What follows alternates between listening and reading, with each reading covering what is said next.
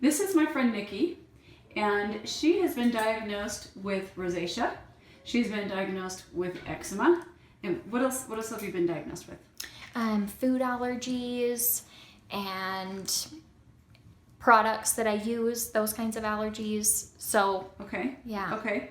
So an allergic contact dermatitis, so an allergy to chemicals coming in contact with your skin. And can you tell me all the different things that have been tried and prescribed to you so far? First I was told that I have poison ivy, so I got a shot for poison ivy. Then I was told that I have rosacea, so they gave me a cream for rosacea.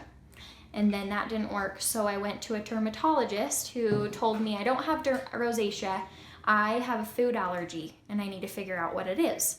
So I wrote down everything that I was eating. I went off gluten, I went off dairy, I went off sugar because I thought maybe it was like candida, like I thought it was something yeast in my body that was coming up. So I went off those and that didn't help. And then I went to an allergist because I didn't know what I was allergic to. It must have been something. And he told me that you are allergic. He told me you're not allergic to anything. You're allergic to the sun and that you need to wear a hat this summer. And then he told me you probably have lupus. So he did a blood scan on me and it came back negative. I don't have lupus. And that I just need to wear a hat this summer. Well, I wore a hat this summer and I put tons of sunscreen on and here I am. So how long have you had this? Since I was 23 years old and I'm 28. And you're 28 now? Okay. So this is not any of those things. This is something called perioral dermatitis that is a very severe case of perioral dermatitis. It is the #1 thing that is misdiagnosed as eczema. If you treat it as eczema, it will get worse. And there are about 37 different things in the dermatology textbooks that are recommended for you to try, but nothing definitively works in the dermatology textbooks. If you look at the little teeny tiny pink bumps, and some of them have little pustules, I have found a 100% success rate in treating this with 2% erythromycin in the True Lipids lotion, but there are a couple of tricks. So we have it compounded by a compounding pharmacist. She will apply it twice a day until the rash is completely gone.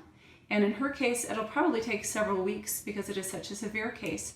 Most people will have one teeny tiny little patch right here, or a little patch of dry skin around the nose, or 2 little dots by their eye.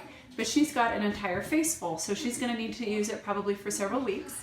She uses it until it is completely gone, and then she uses it for 2 more weeks. And another thing that is really important is not to touch your face. Virtually every patient who has this and comes into my office touches their face as they tell me about it. And it's just something I've noticed. And then finally, the last most important thing is to throw away any of your products that you have used, where you touch the product, touch your face, and touch the product because it is infected. So I've cultured these. They usually grow out one of 2 different bacteria. One is called Moraxella, and the other one is called Staph aureus. And it's an infection.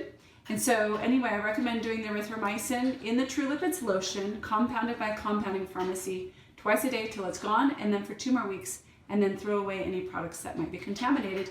And we'll give you a follow-up video as she gets better.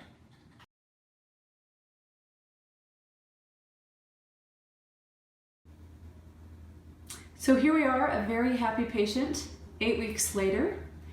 She's been using the 2% erythromycin compounded into the True Lipids lotion, and her skin is almost perfect.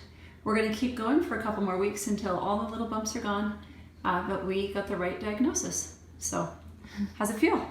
It feels so good. I love it. Good. So good.